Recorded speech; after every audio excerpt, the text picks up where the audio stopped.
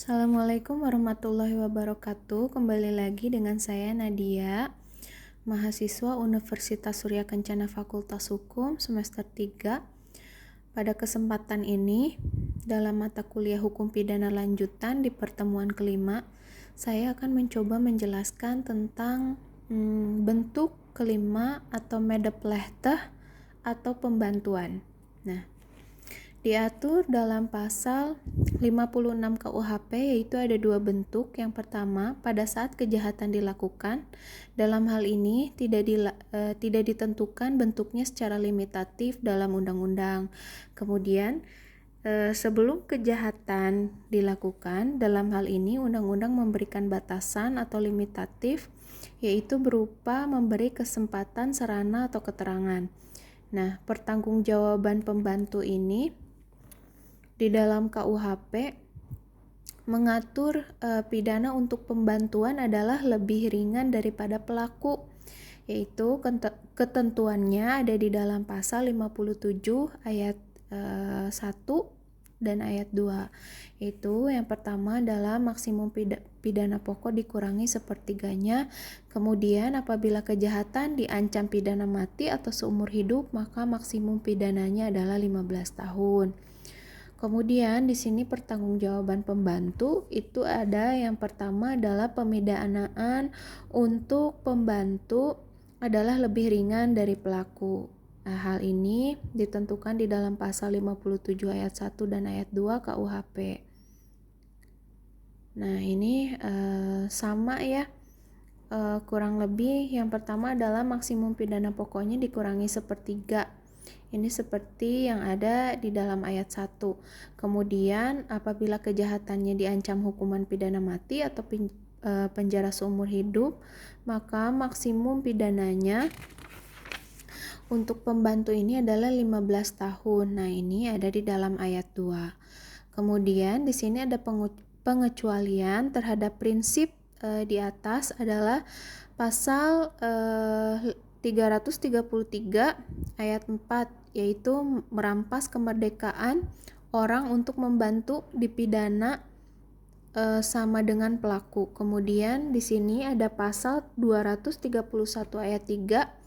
Di sini menjelaskan tentang penyimpanan barang atau pembantu dipidana sama dengan pelaku. Nah, kemudian yang kedua adalah pidana tambahan untuk pembantu ini sama dengan pelaku ini diatur di dalam pasal 57 ayat 3. Kemudian dalam pertanggungjawaban pembantu, KUHP ini menganut sistem tidak tergantung pada pertanggungjawaban pelaku, dan ini adanya diatur di dalam pasal 57 ayat 4.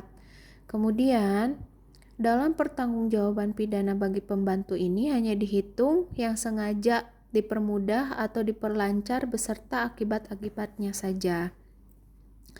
Nah, pasal 58 KUHP ini mengatur mengenai kualitas pribadi yang dapat menghapuskan atau mengurangkan atau memberatkan pengenaan pidana bagi pelaku tindak pidana. Kemudian, pasal 58 ini adalah peringatan bagi praktisi. Oleh karena itu, ada kritik dari Profesor Mulyatno dan Profesor Umar Seno Aji bahwa untuk pembantu ini hendaknya dipergunakan sistem fakultatif, yaitu pengenaan sanksi pidananya diserahkan kepada hakim.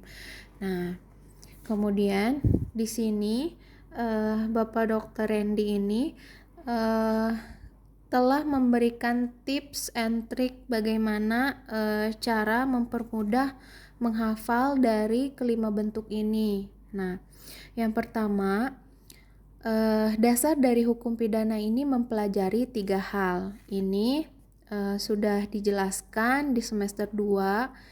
Apa saja 3 hal itu? Yang pertama adalah perbuatan, kedua pertanggungjawaban, ketiga adalah sanksi. Nah, kuncinya untuk mempermudah kita memahami bab 2 ini adalah bentuk-bentuk perbuatannya, dan di sini perbuatannya ini tergolong ada 5 bentuk.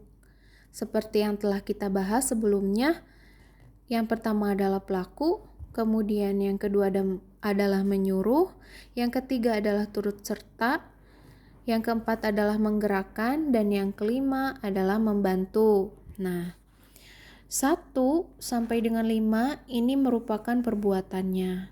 Kemudian 1 sampai 4 ini adalah pertanggungjawaban dan sanksinya sama. Kecuali yang kelima ini membantu, sanksinya berbeda. Dan ini sanksinya sama dengan apa yang kita pelajari di bab 1, yaitu tentang percobaan.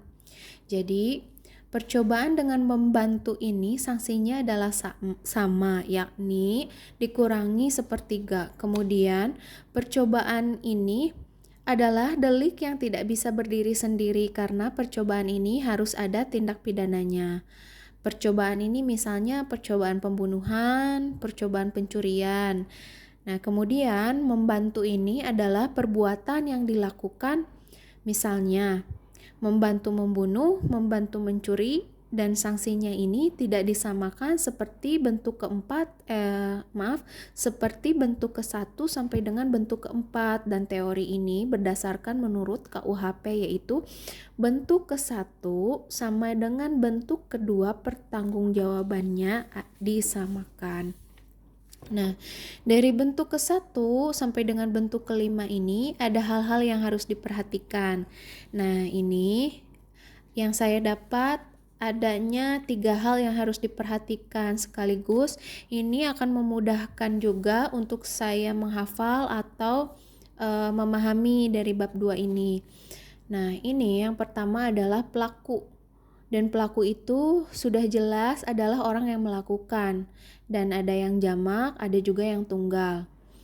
Nah, kemudian yang kedua, antara bentuk kedua yaitu menyuruh dan bentuk keempat yaitu yang menggerakkan, ada perbedaan yang mencolok. Nah, di sini menyuruh itu alatnya harus manusia, yaitu manus ministra atau aktor materialis.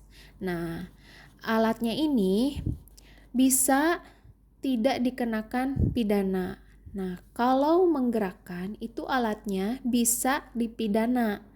Dan ketentuannya ini sudah diatur dalam pasal 55 ayat 1 sub kedua KUHP. Kemudian perbedaan yang lain adalah sesuai pasal di atas adanya iming-iming disertai ancaman dan lain-lain.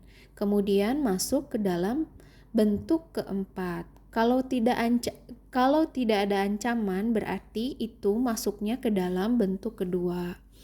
Nah, kemudian poin yang ketiga adalah antara bentuk ketiga yaitu turut serta dan bentuk kelima yaitu membantu. Di sini kita harus hati-hati dalam membedakannya. Kalau turut serta itu adanya kerjasama secara sadar dan kerjasama secara fisik dari awal berarti sudah mengetahui. Kemudian kalau membantu ini dari awal tidak mengetahui bahwa yang ia lakukan itu adalah tindak pidana. Nah, di sini juga ada penyertaan dengan kealpaan atau culpos deelneming. Nah, tindak pidana ini disebabkan karena kealpaan pada prinsipnya tidak dapat dipidana karena tidak mempunyai kesengajaan. Jadi, dia memang tidak mempunyai kehendak untuk melakukan tindak pidana. Misalnya, di sini ada sebuah contoh. A ini memberikan gunting kepada B yang mengatakan bahwa B akan memotong kain. Nah, akan tetapi pada kenyataannya gunting tersebut digunakan oleh B untuk melakukan kejahatan. Berdasarkan contoh di atas, maka A ini yang membantu melakukan tindak pidana tidak dapat dikenakan sanksi pidana karena ini tidak mempunyai unsur kesalahan. Baik, itu kiranya yang bisa saya sampaikan. Ini merupakan penutup bab 2. Terima kasih atas perhatiannya. Wassalamualaikum warahmatullahi wabarakatuh.